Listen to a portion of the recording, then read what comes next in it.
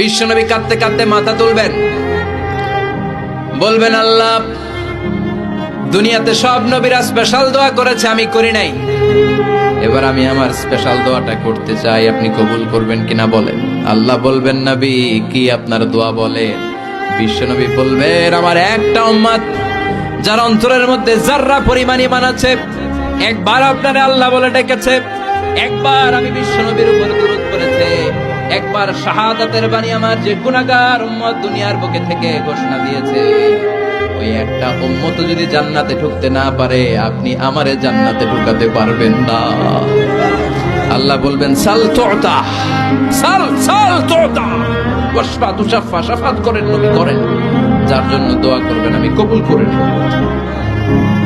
দুনিয়াতে বিশ্বনবী কম কষ্ট সহ্য করে নাই। 3 বছর শিয়াবে আবি তালেবে জেল খেটেছে। কয় বছর? দুর্ভিক্ষের বছরগুলোতে বিশ্বনবীর পেটে দানা পানি ছিল না। কলিজার টুকরা হাসান হুসাইন কই মাছের মতো ছটফট করেছে, জামিনে ক্ষুধার জ্বালায় বেহুশ হয়েছিল। বিশ্বনবী যদি ওই স্পেশাল দোয়াটা করতেন, জান্নাত থেকে খাবারের বস্তা পাঠিয়ে দিত কে? ওই দোয়া করছিলেন?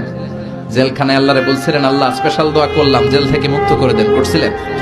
যুদ্ধের ময়দানে নিজের দাঁত ভেঙেছে, উহুদের ময়দান সাক্ষী, বিশ্বনবীর মুবারক রক্তে উহুদের ময়দান রঞ্জিত হয়েছে। সেদিনও বিশ্বনবী ওই দোয়াটা করে নাই। চিল্লায় বলেন ঠিক কিনা?